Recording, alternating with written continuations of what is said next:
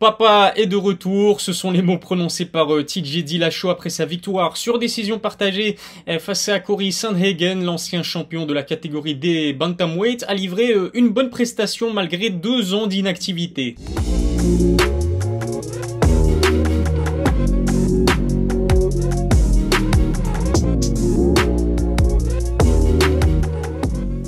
Salut à tous, c'est Ilyes, on se retrouve aujourd'hui pour une nouvelle vidéo. Je vais vous dire ce que j'ai pensé de ce combat entre TJ Dillashaw et Cory Sandhagen. Honnêtement, c'était très difficile de départager les deux combattants, mais en tout cas en ce qui concerne le combat en tant que tel, les 5 rounds ont vraiment été très agréables à suivre. Certains pensent que TJ Dillashaw mérite sa victoire sur décision partagée, puis d'autres crient au scandale, crient même au vol et trouvent que Cory Sandhagen aurait dû s'imposer. Pour ma part, l'égalité, s'il y en avait eu une, eh bien, j'aurais pas trouvé ça scandaleux, tellement c'était assez équilibré. Et puis il y avait vraiment 2 stratégies, 2 styles assez différents. L'activité et la pression étaient clairement du côté de TJ Dillashaw. Et puis en ce qui concerne Cory, il a plus opté sur de la patience et de la précision.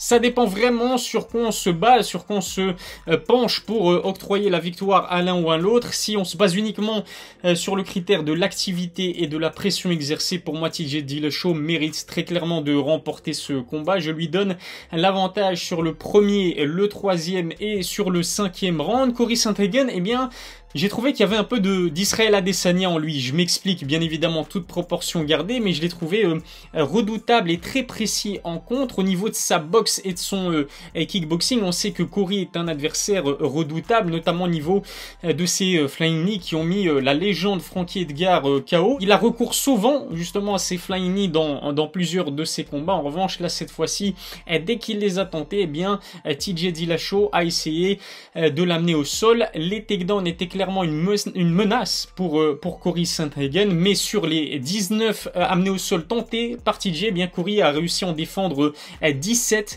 sur 19. TJ a vraiment surclassé Cory en termes de lutte, et ce que j'aime bien avec la lutte de TJ, c'est qu'elle est parfaitement adaptée au MMA puisqu'il la mixe avec du striking. Au niveau de la boxe en revanche et au niveau du striking pur, je donne quand même l'avantage à Cory Sandhagen. La preuve, c'est qu'au niveau des frappes significatives, eh bien Cory a surclassé en fait TJ dans ce combat. C'est assez surprenant puisque TJ s'est montré plus actif, mais ce qu'il faut dire aussi, c'est que Cory est un grand bantamweight. Il a un avantage assez conséquent en termes d'allonge par rapport au petit gabarit de TJ, et il a su en profiter dans ce combat pour toucher sans être touché, pour se tenir à bonne distance de TJ. Vous le savez, TJ Dillashaw a été suspendu pour 2 ans par l'USADA après avoir eu recours à des produits dopants. Lui-même a avoué avoir eu recours à ces fameux produits dopants, sanction largement méritée. Mais malgré ces 2 ans d'inactivité là, eh bien j'ai trouvé que TJ Dillashaw était plutôt bien en jambes, qu'il ne souffrait pas vraiment du syndrome du ring rust. Il a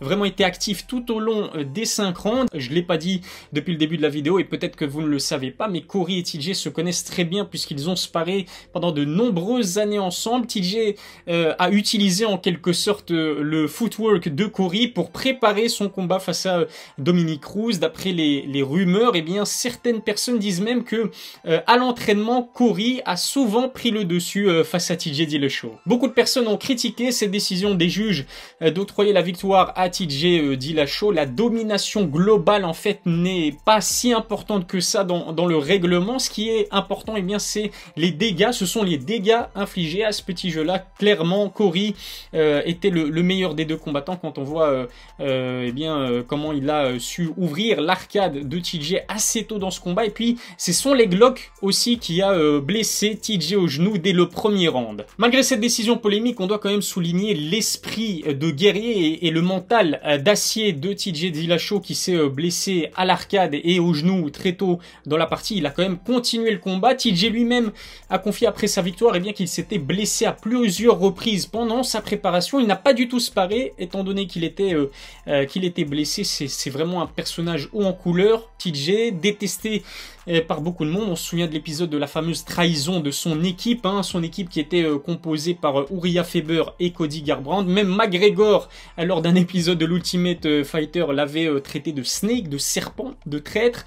Et puis beaucoup de monde l'apprécie aussi parce que si on se réfère uniquement à son talent, c'est un combattant extrêmement agréable à regarder. C'est un combattant complet, Il a un cardio énorme, au-delà vraiment de sa suspension pour des produits dopants. TJ Dillashaw fait vraiment partie des vétérans à l'UFC. Son apparence ne le trahit pas, mais il a quand même 35 ans. 35 ans, inactif depuis 2 ans dans un octogone, et il arrive quand même à nous gratifier d'une performance solide. L'ancien double champion des bantamweights mérite vraiment beaucoup de respect. Normalement, eh bien, grâce à cette victoire, TJ devrait affronter le vainqueur entre Peter Yan et Aljamain Sterling. Les deux combattants devraient s'affronter le 30 octobre à Abu Dhabi pour la première défense de la fameuse ceinture acquise par Aljamain Sterling. C'est en tout cas ce que l'Américain a déclaré sur les réseaux sociaux, mais on attendra quand même une officialisation.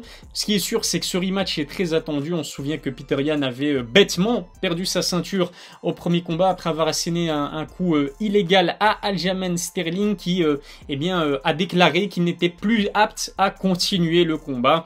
C'est quand même une drôle de façon de remporter une ceinture. Dites-moi en tout cas ce que vous avez pensé de cette décision en commentaire. Est-ce que TJ mérite sa victoire sur décision partagée? Est-ce que Corey en a fait assez pour mériter également une victoire et il s'est fait voler? Ou alors vous voyez une égalité? J'ai vraiment hâte de lire votre avis en commentaire. Voilà ce que je pouvais dire sur ce combat principal de l'UFC Vegas 32, un combat agréable à regarder, très serré certes, et en tout cas pour les spectateurs neutres, on s'est vraiment régalé. Normalement, TJ devrait donc affronter à son prochain combat le vainqueur entre Aljamain Sterling et Peter Yan. Personnellement, j'aimerais vraiment voir un Peter Yan à TJ Dillashaw. Dites-moi ce que vous en pensez en commentaire. N'oubliez pas de vous abonner à ma chaîne, de lâcher un petit pouce bleu si cette vidéo vous a plu, et puis n'hésitez pas non plus à visionner ma dernière vidéo. J'ai eu le plaisir d'interviewer Abdouragimov alias Lazy King, l'un des meilleurs combattants de MMA français. Je vous souhaite de passer une excellente semaine et je vous dis à très vite pour une nouvelle vidéo. D'ici là, prenez soin de vous.